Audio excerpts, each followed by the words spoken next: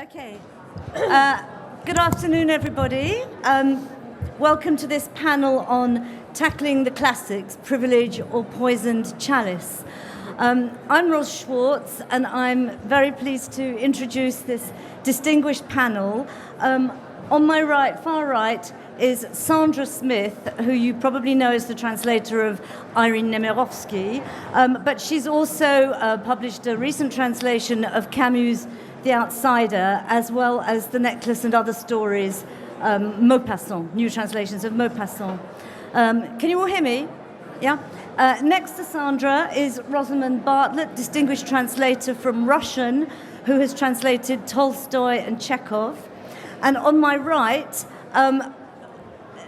not as advertised in the programme, this is not Russell Scott Valentino. He was unable to join us, I'm afraid. But this is Jamie McKendrick, a poet and prize-winning translator from Italian, who has done a new translation of Giorgio Bassani's The Garden of the Finzi-Continis. And we're going to be talking about the challenges, the joys of retranslating classics. I myself have retranslated The Little Prince, and I'm involved in Penguin Classics translations, new translations of Simenon. So my first question is, why do the classics, or why does any book need retranslating? Sandra, would you like to start on that? Right, well, basically, can you hear me? Is No. this microphone on? Do I have to do something? It should be up. The red button should be up. Yeah, you just need to get closer. That's worked? Yeah. Just a Can bit, you, no, they're saying bit closer. Yeah, you need to speak into the microphone. That's it. No. Is that better? Yeah. Better, yeah. Yeah. I'll put my teacher mode on. That will probably help. Basically, I think that a lot of the classics need retranslating because language changes. And what appealed to someone, readership in the, say, 1940s, feels very outdated to us now. And without retranslations, we don't allow a new generation to appreciate authors, and they're missing out because of that. So that's really why I think they need retranslations. Ross, do you want me to give my examples now, or do you want to let everyone speak and then... Let's have some other comments, and then we'll Right. go to your examples. Yeah? Yeah, Rosamund. So perhaps I could just add to that, which is obviously a sentiment I agree with in terms of the translation of Russian literature. But with regards to Russian, of course, there's the added dimension that not only the language change, but the translators change. And if you're familiar with Russian literature, you may well have read your first novels or short stories in translations by Constance Garnett or Louise and Elmer Maud, who were very distinguished pioneers in translating Russian literature. But there's so many more resources which are available to translators now, not to mention the fact of scholarly dictionaries, resources on the internet, which none of those translators had. And in terms of translating Chekhov, and one other dimension I would bring into this is that Chekhov was always perceived in the early years of the 20th century as a kind of realist writer who belonged more to the 19th century. And I have a different perception of him. I see him as very much more aligned with the modernists. I'm always aware of the fact that people like Virginia Woolf were the first to really appreciate his great innovation as a writer. So that also changes your whole approach as a translator. And actually, if you read Chekhov now, you perceive him as a very modern writer. He could be writing today. So that's another reason why we need new translations. Jamie? I just think I'm saying something very obvious and merely repeating what's been said, but I think that translations date at a quicker rate than the originals, which may be to do with the relative talent of the translator and the original writer. I think over 30 years, 50 years, I think that it's time for a change. Not always for the better, but still, I think it's worth the attempt. Thank you. And I think there's also another aspect which is that I would say that now we have a sort of an ethos, an ethics of translation, which didn't always exist. And a lot of translations that were done in the past, it's now discovered that the translator kind of loosely based their translation on what the original author had written. And we found that with Simenon, the early translations of Georges Simenon, the first translator had changed things, left things out, rewritten things, and kind of done his own thing. And Simenon only found this out much, much later. And I think translators nowadays have a kind of code of ethics, a code of practice about what it is we're actually doing when we translate. Would you agree with that? Well, in fact, I wasn't aware that there was a kind of increase in ethical dealings at all until you mentioned that, which seems shocking about Simenon. I wonder how common that type of complete disregard for the original was. I mean, is Smollett's version of Cervantes inattentive to the original? I don't think of us necessarily as being more ethical than our predecessors. But you may have more information about it. Well, Simone de Beauvoir was another very recent example. I The can second imagine sex. that's a huge book, and you're maybe thinking of how to. It's not a novel. No, it's not a novel, but the translator of the first translator of the second sect actually changed stuff, left things out that he didn't agree with, etc. That's shocking. I mean, Yes. I would also add, though, there's another dimension, which is sometimes you have to wait for a while for the definitive text to translate. So I'm the translator of Anna Karenina, and I think my translation is the only one to use the Academy of Sciences edition of 1970, which is, admittedly a long time ago, but the editors went right through all the manuscripts, and Tolstoy was a very messy writer. His wife had a lot of input into the first edition. His best friend, Nikolai Strakhov, did. And they went through and found about 600 instances of tiny little changes. And each of them are very small, but across the novel, which is 900 pages in English, that amounts to a different reading. So that's also a dimension of ethics as well, perhaps. Can you hear Rosamund? No. You can't hear. Or I can hear Jamie. all right. So you might need to share. Do you want to share my microphone? Well, I'll just speak up. I'd just like to add a little thing. The same goes for my translation of Bassani. It's a finalized text. He kept on reworking it, so that makes the reason for doing it, which is different. Sandra, did you want to say? Yes, well, I had in one of the Maupassant short stories. Can you hear me? Which is a very famous story, A Day in the Country. And there's this whole section where the young woman is having sex for the first time on this island with this young man she's just met. And it's all done in metaphor through the singing of the lark and the nightingales, and they go to crescendo and they rest and then they rise. And it's really beautifully done in the French. And in the English translation, it's completely left out. It's just not there because it was not considered appropriate.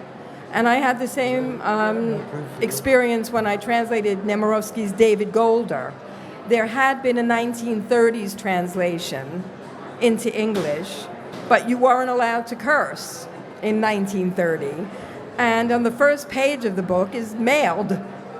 And that was translated as ye gads, or something like that. It's just, and it was very, very literal. And I think what Roz is saying is that the whole role of the translator has changed dramatically. In the beginning, translators didn't even get credited. Then there was credit, but you were only supposed to do a literal word-for-word translation. Then it went to the other extreme. I have a few examples of that. In the 1940s, when the translators felt that they could sort of embellish the text to make it more palatable, perhaps, to their audience, their readership.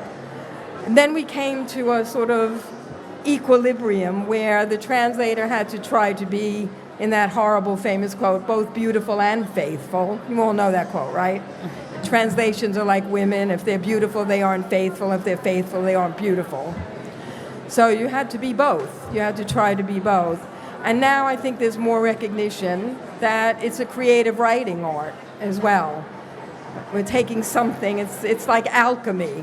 You take the raw material and you change it into something else, but that's valuable. So. Okay. A question that people often ask is who gets to choose what gets retranslated and why? And what I wanted to ask the panelists is whether these projects, were they instigated by you? Did you take the idea to the publishers or were you commissioned to do them? Jamie, would you speak to that? Well, in my case, I had a great fondness for a book by Bassani called The Occhiali d'Oro, or The Gold-Rimmed Spectacles, which had been translated 50 years ago by Isabel Quigley. It was out of print. Penguin had the rights, presumably, so I rang up Penguin and said they should bring it out, and I would love to do the introduction if there was a space. Then the editor said that he was thinking about Bassani, but would I consider translating The Garden first?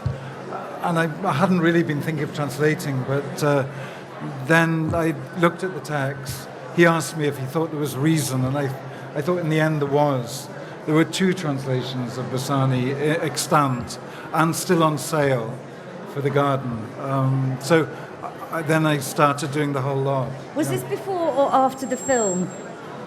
Oh, this is the film for The Garden was way back. It's a De Sica, so it's Bassani hated the film, but that certainly created a lot of interest. It might have won the Cannes Festival.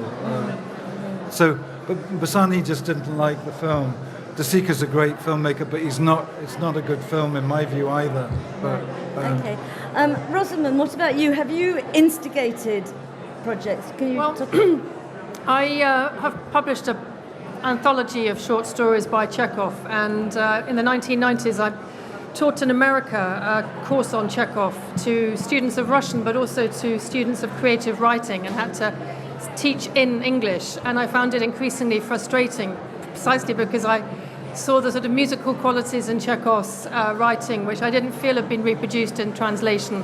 And so I had the idea of doing new translations, and when I started just doing a sort of sample translation of one story, I immediately thought I really wanted to do more, and started approaching publishers, and by and large they all said, well, yeah, we like your work, but I don't think there's a market for it because we've already got someone in print, doing translations of Chekhov. But at the very end, I approached Oxford Wilde's Classics, whom I'd been nervous to approach before because I thought they were the benchmark. And in fact, I think there's an awful lot of luck in translating and publishing, because the editor wrote back immediately and said, well, actually, I think I would like to do new translations. And so I got the contract, and that actually led to the commission to translate Anna Karenina, which hadn't been translated by Oxford Wilde's Classics in 96 years by the time my translation came out. And I had the unusual experience of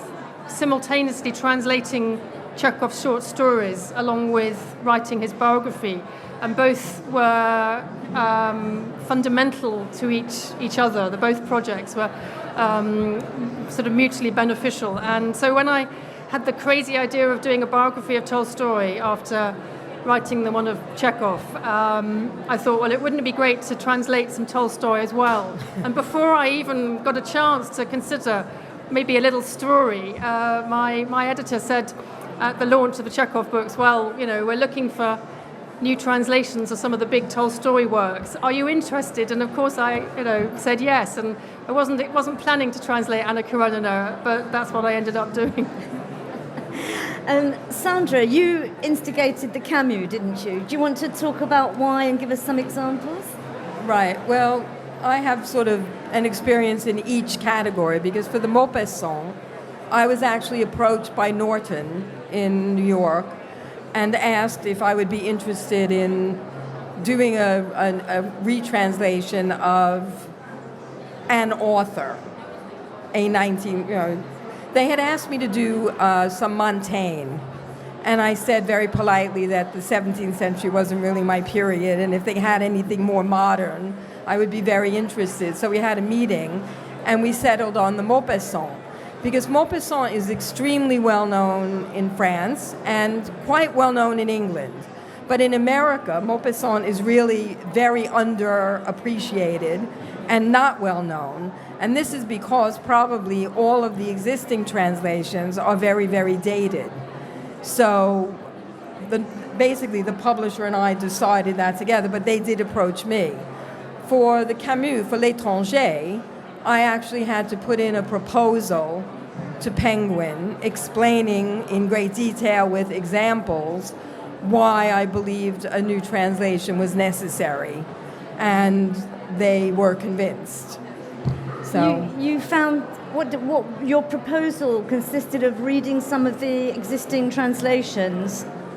Well, there have been 4 translations that dated between 1946 and 1989 in both Britain and America. And so I did have to read, I actually read the British one. The reasons that I believed that it needed a new translation were basically to do with the themes of the book. I felt that a lot of the translation, as it stood, missed some key factors that changed the meaning of the book because I had been teaching Camus. And in fact, when I first went to Penguin for a meeting, I saw all the Camus on the shelf, and I was there for a different meeting. It had nothing to do with Camus. And it was Adam Freudenheim at the time, who's a wonderful editor, and he must have thought I was a bit mad, because I went straight to the shelf and took out a copy of The Outsider, opened to the last page, pointed to one word and said, "This is a mistranslation and it changes the meaning of the entire book." And he said, "Okay." But it was extreme. I mean, I have an example of it, but basically the word in French is tendre, which means tender. The tender indifference of the world. And three of the existing translations translated that as benign. Benign. Benign. Right. Which to me changes the meaning of the book. And so there were a few other things like that. And so I was very, very lucky to get the contract to do it. So this brings me on to my next question, which is when you're retranslating something, do you read previous translations? Now, Sandra, you obviously had to in that case because you needed to justify your proposal. Right. But what about if you're commissioned to translate something new? Do you, Jamie, did you look at the existing translations of the Bassani? Well, as I said, in order to decide whether to do it or not, I read the 2 passages, not the whole lot. But then, you can't translate, or I couldn't, with the book open or looking at it. I just had to shut them. Basically, because you're grappling with the original language, it's static to be looking at how somebody else has resolved the problems you're facing. I think I just do not look again. Maybe at the end when I've finished and there's 2 or 3 kind of really problematic things, I have a look just to check they haven't done it better, but I'm not going to change. I'm not going to change mine in their direction. I might change mine in my direction, but no. Yeah. Rosamund, what about you? Do you? Well, with both authors, both Chekhov and Tolstoy, my experience has been different actually. With the Chekhov, I don't know what it was, but I had some incredibly strong impulse that drove me just to do my own thing. And I suppose sometimes you do need to have a certain kind of arrogance if you're going to be a translator in thinking that you can do something better. And I worked pretty much on my own until I'd done my drafts and sent them off. With Tolstoy, though, Anna Karenina has been translated very well. I think a lot better than Chekhov has been translated by and large. I'm probably translator number 12 or 13 of Anna Karenina. And I actually found it really interesting to work with all the other translations. Not all of them, but the best, most recent ones. Firstly, I wanted to make sure that in doing the translation that was going to replace the translation that's been in print for almost 100 years, that mine would actually be better. And there are occasions, like we've heard, where there are mistakes. And it's very nice to be able to correct them. Because I wrote a biography of Tolstoy, for example, I knew that Tolstoy was a beekeeper, and my ears pricked up when I saw a sentence in Anna Karenina about beekeeping, which had two words, a past active participle and a past passive one, which had been translated differently by every single translator. And I knew that probably they had something to do with beekeeping, and that Tolstoy was a writer who used very precise language. So I did a lot of research, and with the internet you can find a glossary of 19th century beekeeping terms these days, which is rather wonderful. And sure enough, I found exactly what they meant, which meant that then I had a job trying to make an elegant translation out of what these verbs were describing. But nevertheless, it was a correct one, and that was really satisfying, I suppose. And the same later on, I found some other specific peasant vocabulary. So I think the other thing which makes me wanted to work with the other translations with Anna Karenina in particular was that I would read everyone else's versions, and none of them seemed to convey what I thought was there in the text that I wanted to actually convey. And for me, it was a kind of stimulus to actually really search for the word I thought was better. And if you've done any translation, you'll know it's incredibly difficult. And sometimes it took days and weeks to find exactly what I wanted to say. But actually, I did find that, and in a way, also, the previous translations were not always ones I wanted to change, but I always wanted to find my own voice, and it was actually quite a helpful thing. Yeah, I mean, I think what you're saying really underlines the fact that translation is ultimately quite a subjective thing, that every translator is going to do something different, and that word voice is really important, and you're sort of finding a coherent voice. Whereas perhaps in the past, translators stuck more to the words on the page. They translated sort of at a sentence-by-sentence level rather than finding a holistic... Well, it's an interpretation, isn't it? Yeah. Yeah. Which you hope is as close as possible to the author's intention. Sandra, did you want to come in on Yes, I couldn't agree more. In fact, one of the reviews of My Outsiders was titled A Slightly Warmer Fish, because Meursault is usually characterized as very cold and indifferent, and I didn't agree with that interpretation at all. I had my own view of it. And the other thing I did, which I was lucky to be able to do, was I actually managed to buy... There's a company called the Librairie Sonore, and they produce CDs of former things that have been on tape. And they actually had Camus himself reading the entire L'Étranger on French radio in 1957. And I bought these CDs, and I listened to Camus reading it.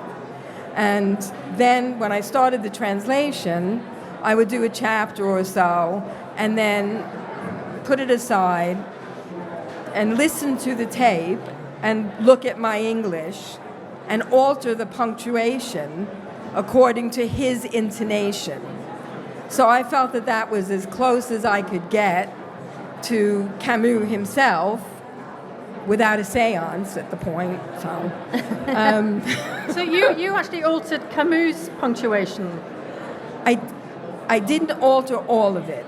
But I did. I think that's a really interesting area, because I've been very, very faithful to Chekhov's punctuation, because for me that's a part of his prose almost. Like Flaubert. I think the question of punctuation is that, I don't know about Russian, but you can't make an equivalent. You can't transpose. But you can transpose the rhythm of the prose. Oh yeah, okay, but that's often a changed. That's what you're trying to do. That's often a very changed rhythm. So you can't. a comma doesn't equal a comma, a dash doesn't equal a... You have to rethink it. And I mean, I start off a bit adherent to the Italian and realize it's just nonsense. I cannot do it. So I've had to kind of strip it bare and re-punctuate. It's not one of my gifts, but I sometimes ask somebody to look over and approve of it, you know. Well, I didn't do it very, very often, but I did it if it was pronounced. So, in other words, if there was a phrase and in the novel and it just said, "But then I didn't think so." If you read it, it reads, "But then I didn't think so." But when he spoke it, he said, "But then I didn't think so." I put in ... Oh, I see an ellipsis. Yeah, no, Yeah. good. So, and I just want to add about the ellipsis, because Chekhov uses an ellipsis, but he uses it, the 3 dots on the end of a sentence, as a way of creating atmosphere. And what I found, I did a rather sort of nerdy piece of analysis, I took the words out of a paragraph and just left the punctuation, and compared the punctuation in about 5 or 6 different translations, and it varied enormously. Sometimes there was a translator who had twice as many words and half as many punctuation signs, and actually you end up with a sort of a fabric of prose which is completely different, and that certainly is the case for the 3 dots, where there's one particular story, Gusiev, where he uses it 78 times. That's just a short story, and if you don't actually obey the author, you are not translating the intention, I don't think. Well, it's a difficult one, isn't it? I mean, we had a meeting of several translators of Georges Simenon last summer, and I see Howard Curtis over there, who was one of them. And we actually spent a day arguing about ellipses. Is that why you were smiling? Right. Because Simenon uses them a lot. I mean, that's another whole can of worms. I mean, punctuation is about the voice and the rhythm, isn't it? And you can do so much with it. I mean, I don't feel obliged to follow the punctuation of the source text, because French rhythms are different from English rhythms. And French punctuation is different from English punctuation. And I'm sort of guided by my voice. When I read my English out loud, I punctuate according to how it needs to sound in English, irrespective of what the author did. Yeah. But that's a conversation that can go on for a long time. I wanted to talk about theatre. Is translating for the theatre or for film, because it's all dialogue, do you think that plays need retranslating more often? And I don't know if any of you saw the recent production of Uncle Vanya at the Almeida, where Uncle Vanya has become Uncle Johnny. It was a very good production. I thought it worked, but Rosamund, you wrote a intro to that. I wrote the article for the program. I'm afraid I was abroad. I never got to see the production myself. I was really in favour of seeing the universality in Chekhov, because I think in England we've traditionally had a tendency to look rather sort of sentimentally at Chekhov, almost a kind of Edwardian author, and it's makes Chekhov very English, and he's a very Russian writer. But I don't know whether I'd have agreed with that particular production. But I think where Chekhov's concerned, I think translators like myself, literary translators, don't get a look in, because all that the theatre seems to be interested in is a literal translation to work with, and then someone will come and do a version. And that's often wonderful. And sometimes, though, it does end up with a text that has very little to do with the Russian original. So I think that's a shame that the theatre doesn't want to work more with literary translators. Right. I wanted to ask all of you, what are the biggest challenges for you in working on a retranslation, and what are the biggest joys? Sandra, do you want to say? Well, do you want me to do my examples? Yeah, because I think do part your of the joys was changing what was there already. I'll just read a very short paragraph. Can you hear me? From the Maupassant. It's from a famous story, Boule de Suif. It's just one paragraph. This was the existing translation by the Gutenberg Project on the internet. It's just one paragraph. "By Gad," shouted Loiseau, "I'll stand champagne all round if there's any to be found in this place." And great was Madame Loiseau's dismay when the proprietor came back with 4 bottles in his hands. They had all suddenly become talkative and merry. A lively joy filled all hearts. The Count seemed to perceive for the first time that Madame Carré-Lamadon was charming. The manufacturer paid compliments to the Countess. The conversation was animated, sprightly, witty, and although many of the jokes were in the worst possible taste, all the company were amused by them, and none offended, indignation being dependent, like other emotions, on surroundings, and the mental atmosphere had gradually become filled with gross imaginings and unclean thoughts. So you can see how dated the language is, and I'm not going to read you what I wrote because I don't have it, but it's, you read that and you think, how would a younger generation, people in high school or at university, actually be able to relate to any of that?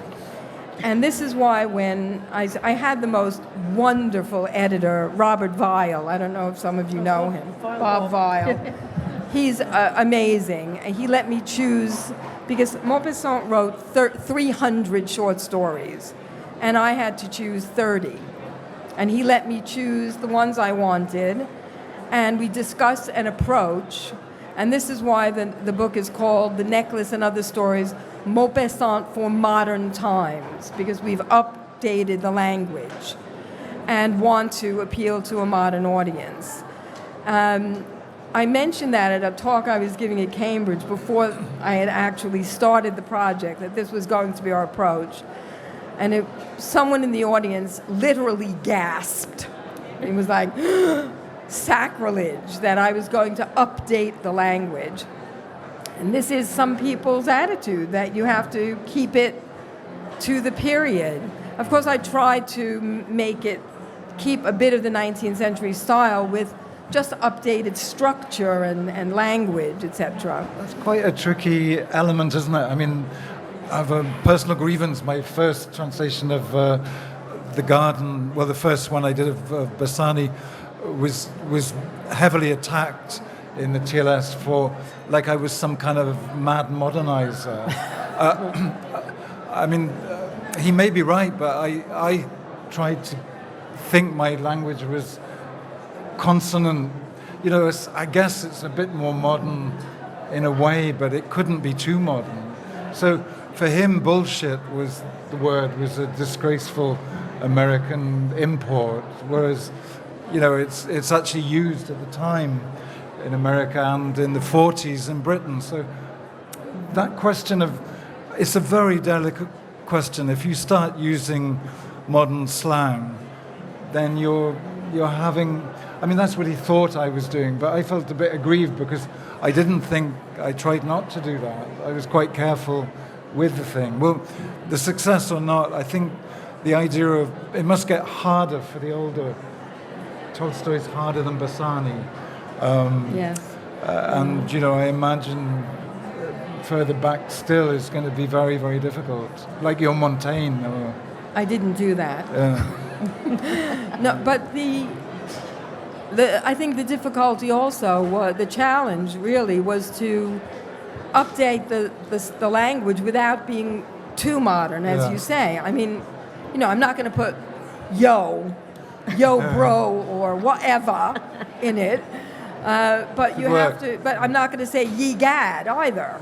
So you have to find something that is understandable, but which wouldn't.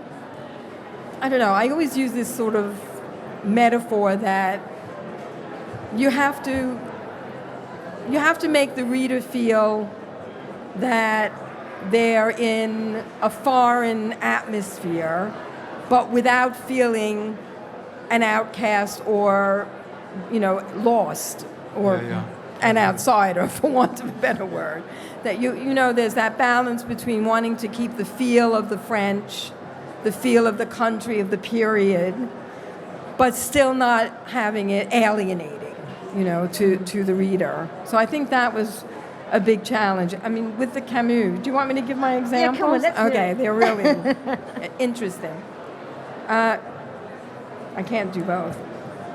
Right, so this was one of the big linguistic problems that come up in most languages, which is the difference between the tu and the vous.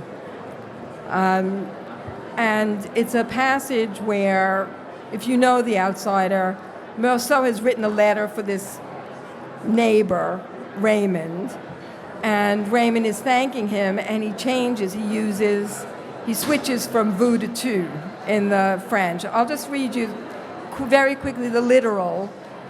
He told me, I knew that you knew life.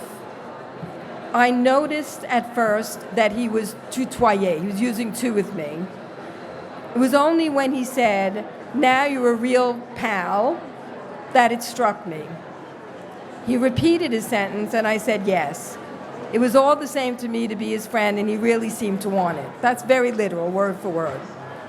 This is Stuart Gilbert, 1946, and this is what we're talking about, the embellishment. See if you can hear anything I just read you. That's the stuff, he chuckled. I could tell you was a brainy sort, old boy, and you know what's what. At first, I hardly noticed that old boy. It came back to me when he slapped me on the shoulder, which is a mistranslation. It struck me. He's translated, he slapped me on the shoulder and said, now we're pals, ain't we? I kept silence, and he said it again. I didn't care one way or the other, but as he seemed so set on it, I nodded and said yes.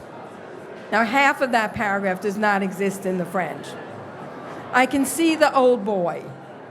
I can see that in 1946, changing to saying old boy to someone was maybe a way around the tu and the vous.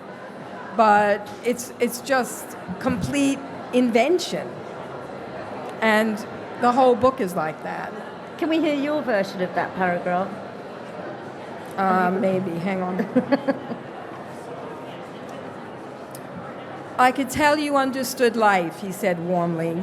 At first, I didn't realize he'd started addressing me in a very personal way. It only struck me when he said, now we're really pals. He said the same thing again, and I said yes. It didn't matter to me whether we were friends or not, but it really seemed to matter to him. So at least that's more English, and it's more, you know. I have the same problem with the lay and the tu form. I'm afraid I just explained it. I just said using the formal to you form or whatever, because I thought that information was useful.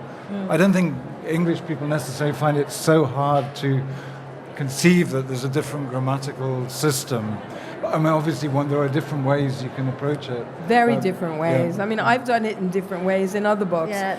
But I showed that to a couple of French people in the English, people who spoke English, and I said, what would you think? And they all immediately said they've switched from vous to tu. They knew. Ah, okay. And that was reassuring to me. So, Yeah. I mean, I think it's different solutions for different situations. It's not a one-size-fits-all answer to that formal, informal. Is it the same in Russian? Do you have the... Well, tu and vous has an equivalent, of course, in Russian, ty and vui, and sometimes in Anna Karenina you get a character using tu and vous in the same sentence, which really presents difficulties. How do you convey that when someone isn't sure whether to be formal with someone or intimate? That's very tricky. There are lots of words in Russian which are a challenge. I'm just thinking off the top of my head in the story by Chekhov, The Student. It begins with a student going shooting on Good Friday, and the particular shooting is tyaga in Russian. And inevitably, Russian literature is more pithy and more concise, particularly Chekhov, than English, which presents a difficulty. And this word tyaga relates to the kind of shooting that you're going to be doing at a particular time of year, woodcock, when they're going on their mating flight. How do you render that in English when it doesn't exist in English? There is a word called roding, though, which I actually then boldly used in Anna Karenina, because Tolstoy also talks about shooting for woodcock. But it's not one that we normally find, but it is precisely what's there. And I mean, I would agree with my panelists that you want to end up with something, in my case, I'm trying to aim for something that's idiomatic. And I do depart from translators who want to update in a radical way. Because I work musically, I'm always beginning by getting the feel of the texture of the prose. I often think of my work as a translator like that of a musician performing some music. And there's a new book about Sviatoslav Richter, which has been published recently, the great Russian pianist. And his cousin said about Richter, he strove to be a medium, preferably invisible, that on a good day might succeed in having the music issue with such clarity and conviction as to allow a glimpse of what may have inspired the composer. That is my mantra, I suppose, as a translator. And I think the great joy of translating is that you actually yourself gain understanding into a text. So the other example where I found wildly diverse interpretations of two particular words is when Oblonsky and Levin and their nouveau riche friend are out hunting for snipe on a summer's day. And it's a wonderful passage. And Tolstoy has this nouveau riche, Wisłowski, very dolled up. He's just gone and bought the most expensive clothes from the sort of equivalent of Ralph Lauren, I think, to go hunting. And Oblonsky, by contrast, who is this old-world Russian aristocrat, turns up looking like a tramp. And he's got this really good gun, though. And, you know, you always know where Tolstoy's sympathies fall. But the interesting is that Tolstoy again uses two words of peasant Russian to describe what Oblonsky's wearing on his feet. It's podvyotki and porshny. And I spent a long time working out what they meant, and eventually discovered that porshny, it's a Russian form of peasant summer footwear, which is basically a moccasin, a primitive piece of leather that is just one piece that is sewn around. And it's obvious why you would want to wear something like that. If you're going into the marshes, you want to be able to tread very quietly. And you also want to wear something that's light so that your feet will dry out. You don't want to be scaring away the bird that you're trying to shoot. So that presents a problem. How do you translate that? And he's also wearing Oblonsky foot bindings, what peasants wear, these sort of bandages, really. The Russian army actually had that as official uniform until 2012. And they would usually wear sort of bast shoes. So in the English translations, even the more modern ones, you have the word porshny, this peasant moccasin, translated as brogue. And I have some sympathy for the translator who chose brogue, because originally that word meant Irish or Scottish footwear, which was very similar. But I think probably for most people the word brogue summons up an image of a smart shoe with perforations.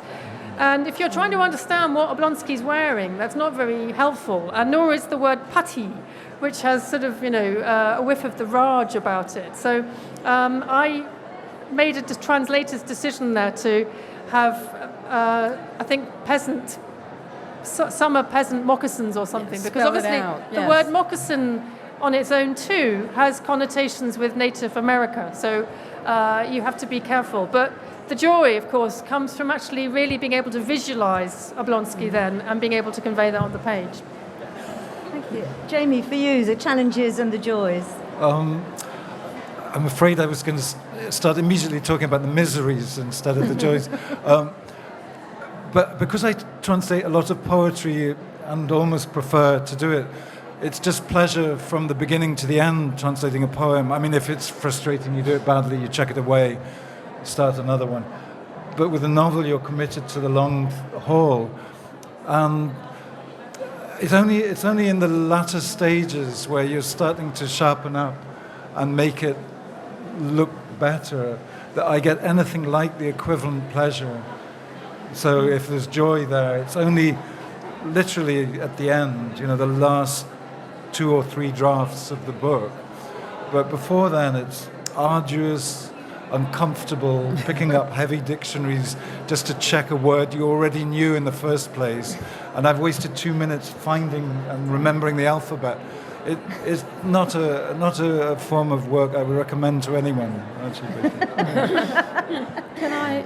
Sandra? Do we have time for me to do one more example? Because And then we'll have some questions. Let's hear your last example. I did mention earlier that one of the main reasons I wanted to do the retranslation was because of this last paragraph in the novel, which I felt was translated, so incorrectly. And it's not just for the first time I opened myself to the tender indifference of the world, but he goes on to, this is the very last sentence of the whole novel in French, and he says, pour que tu sois consommé. Now, and he says that I just hope that there will be many spectators to greet me at my execution with hatred. Now, Stuart Gilbert he did the benign indifference, and then he said, for all to be accomplished, which is actually the closest so far, for me to feel less lonely, there only remained for me to hope that there would be a crowd of spectators and that they should greet me with howls of execration. Okay, that's the end of the book. Joseph Laredo in 1982 again used benign indifference and said, for the final consummation, and for me to feel less lonely, they should greet me with cries of hatred. Matthew Ward, 1988, he said gentle indifference, that was closer, for everything to be consummated. I mean, this is not the meaning of that word. Kate Griffith, 1982, she says tender indifference, spot on, so that all would be consummated, so that I would feel less lonely. And it all bothered me. It really bothered me. And I knew about the benign indifference, but that switch to the subjunctive and that particular style and that word, consommé, and I showed it to a French friend and I said, there's something I'm missing here, that all of these translations are missed. There's something. And he said, yes, there is. Tout est consommé are the final words of Christ on the cross in French. Right. And I said, now I understand. So I went to the King James Bible and found the equivalent words. And that's why I said, for the first time, I opened myself to the tender indifference of the world, to feel it so like me, so like a brother, in fact. I understood that I had been happy, and I was happy still, so that it might be finished. I switched to a biblical style, so that I might feel less alone. I could only hope there would be many, many spectators on the day of my execution, and that they would greet me with cries of hatred. So that, to me, was so important. It's the end of the book, and thematically, it goes along with my interpretation of Camus' philosophy, the fact that, this is Camus' famous statement that Mousseau is the only Christ we deserve. And it really does fit in thematically. So, and this is a case where something struck me as wrong. I'm sure you've all had this, but you didn't know quite why it felt wrong. Go to a native speaker. That's my advice. Yeah. But the joy in this was actually being able to do it. Because I'd fallen in love with Camus when I was 18. So. Great. Thank you. I'm now going to open this up to questions from the floor. So if you have a question, please put your hand up. No questions? Yeah, Jennifer. Is there a microphone? We can't hear you. Thank you.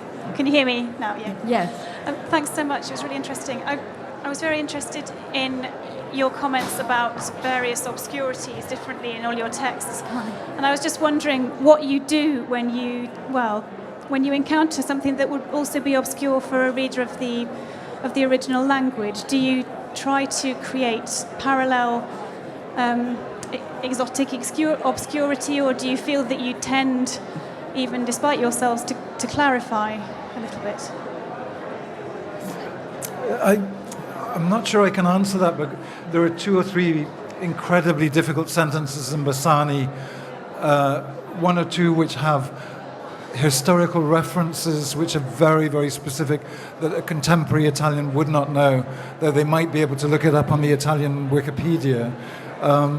But one sentence was so foxing, I tried it on about 6 or 7 highly literate Italians, and they were guessing, I could tell, authoritatively or not. So I think there are times, I mean, that's a very rare example where even native speakers are stumped.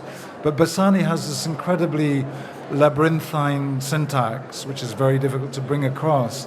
And so I think you just try and make as much sense within your context, the way you're doing it, as possible.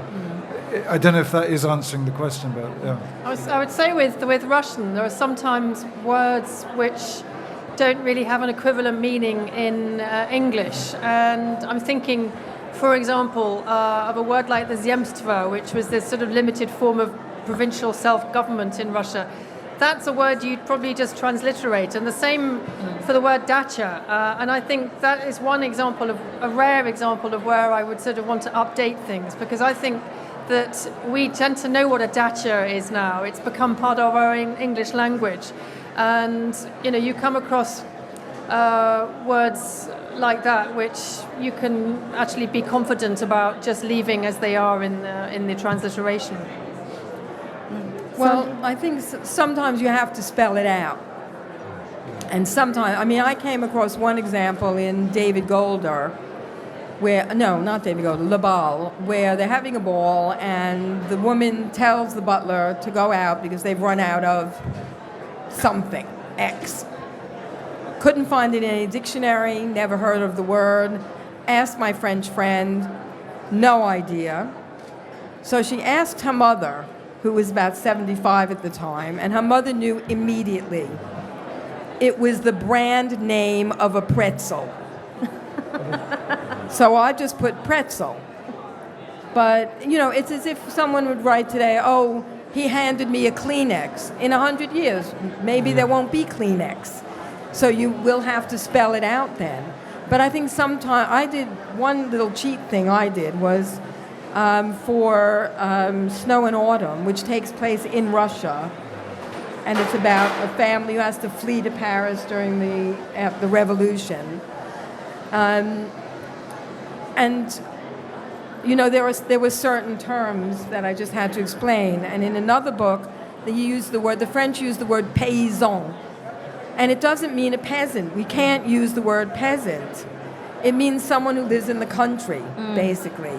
So I had to find ways around that. But I put it in the translator's introduction. And we also have endnotes in Oxford Wells Classics, which is a very nice thing to have for such instances. Likewise, I've had to argue in Penguin for the inclusion of footnotes, because I think there are things a reader, it just does the right thing. Let the reader, if they're interested, find out. It might be argued to break the flow of the prose, but I actually think I'd prefer to have the option as a reader. I think it's more polite. Like your example, there's a dialect word, that tupin in Ferrarese. That means in Ferrarese dialect, mouse. In this context, it was talking about young fascist thugs. It could not have been a mouse, which is also used as a term of endearment or affection.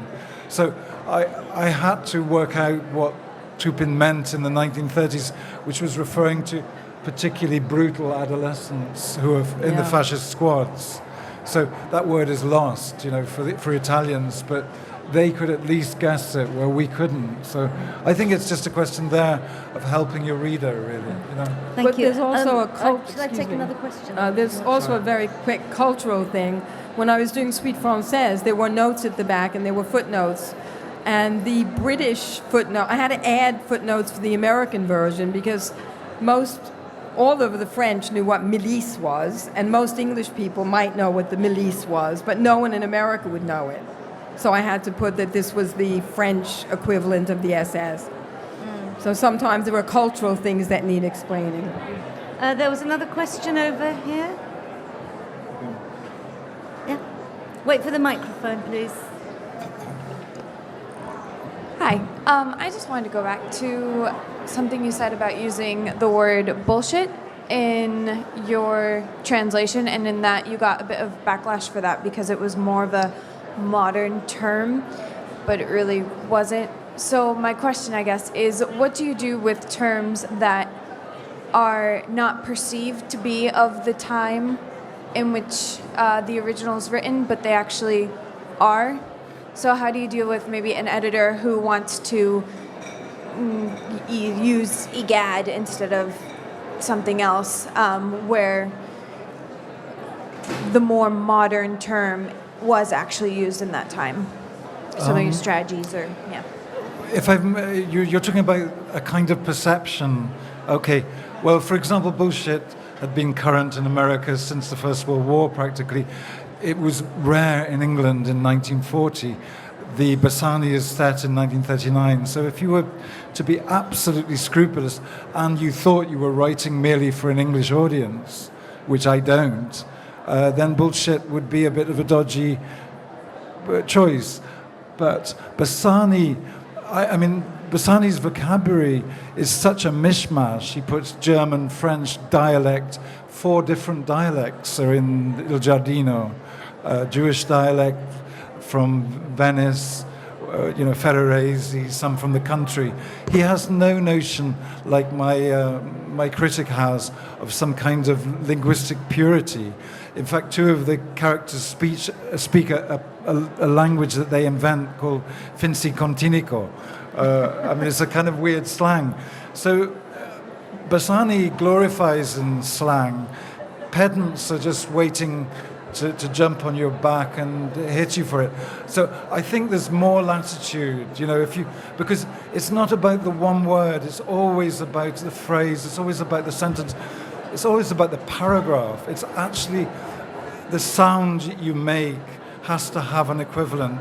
If somebody comes in and says, but that word doesn't mean it, they're just clueless, basically. Unless, of course, it's a total mistake, but yeah. I think you have to stick to your guns as well. If you believe in what you're doing, and by and large, I think we work with really great editors who trust what you're doing. I got some flack for translating Chekhov's letters. I also did a volume of Chekhov letters for Penguin Classics, and Chekhov is pretty earthy in his language in the letters he writes. He says, uses the word sukin sin, for example, which is son of a bitch. And I was criticized for, what are you doing, putting contemporary American slang? That's got no place, but that's what Chekhov writes. And you just have to keep looking forward, I think.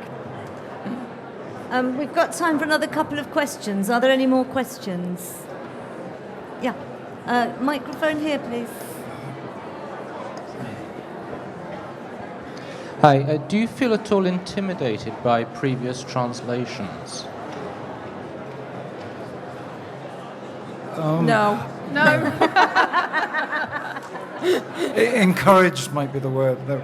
But I think probably we're all driven by a desire for people who don't speak French or Russian or Italian to read the best possible version of the author. And if you think you've got the confidence to render the prose or the poetry better, then you can't be intimidated. Yeah. I do think there is something, though, because the person who translated the American is William Weaver, who's the most famous translator. I actually slightly preferred Isabel Quigley, the English earlier translator, because I felt there was more emotional timbre to her work. But Weaver is very clever, very good at cutting around corners. So I think, it's worth being respectful, because you can see, I have looked at what they've both done, but I think if you're intimidated, you should do something else, really, at that point. I think the other thing is, which is disappointing for a translator, though, which is sort of tied up to that, is that, and I'm guilty of it myself, you read something in translation when you're young, or, what the first translation you read, and you develop a relationship and an affection for the translation. Yeah. And it's really hard for me, because I know I've done better versions, in some cases, and people still prefer the old translations, even though they're not very accurate in some cases. I found that Brand particularly loyalty, with The Little Prince, because it's a book that most people knew as a child, and the first translation of The Little Prince, which was done in 1943, was totally word for word and wooden and weird. And the French isn't weird at all. And people just got very upset that anyone could touch The Little Prince, because it's so tied up with their emotional memories. I feel that too. Like, I know no Russian at all, but I'm very attached to Magashak's versions of Dostoevsky. And I was just reading Pavir, who's retranslated, and Volkonsky, saying how bad the Magashak. I mean, I was a 16-year-old, but some of the stylistic things that I've since learned are characteristic of Dostoevsky, I do feel I got from Magashak. So I'm not sure. You'd have to know the language. You'd have to go through it bit by bit. Well, I didn't really mean to be that flippant, but if something really needs a retranslation, to the extent that you put a proposal and it's accepted, or a publisher approaches you to do it, then you shouldn't be intimidated, because it needs it. I'm going to take one last question from Amanda over there. Can we have the microphone? Oh, we've got to stop. Is there ever room to incorporate the best of previous approaches? I won't say of translations. I'm thinking again of Tolstoy and of two recent versions of first War and Peace and then Anna Karenina. And Tony Briggs, who became an academic, but who grew up the rough way and spent a long time in the army. With Tolstoy's War and Peace, went for the rough, tough soldier and the kind of slang that he felt that he'd learnt in the army, and the kind of insults, and translated all the French passages as well. And of course, Pavir and Volkonsky went exactly the opposite way. This was a great classic, it was going to be in High English, and so on and so forth. How do you elect what register to choose, particularly when there are these obvious examples before you? Well, you're part of a sort of endless, unfolding dialogue, aren't you, with the classics, and you have to decide what your definition of being authentic and faithful to the original is. And with War and Peace, I would probably have adopted the Pavir and Volkonsky approach, having seen both their translations. But my translation would have been different to theirs. I differ very strongly, actually, from the way in which they translate, because they often are so close to the Russian language. You're constantly being confronted with Russian sentence construction, and I think actually, as a translator, you want to, it is a creative act, and I think you need to also think about the qualities of your own language. And in terms of Russian and English, it's rather interesting that the lexicon is smaller. It's not any less an expressive language, but English works in a very different way, because we have 1,000 different tiny words to describe tiny gradations. And so that was the biggest challenge for me, I suppose, was actually really digging hard into English to come up with words which conveyed, there are lovely words like the word for rigmarole I managed to produce once, which you wouldn't find in a dictionary if you looked up the Russian word. But when I actually thought about it, I thought, well, actually that conveys exactly what's going on in the Russian. So, but you're part of an unfolding conversation, I think. I think we're going to have to stop there. So I'd like to thank you all very much for that fascinating session. Thank you. Thank you. Thank you.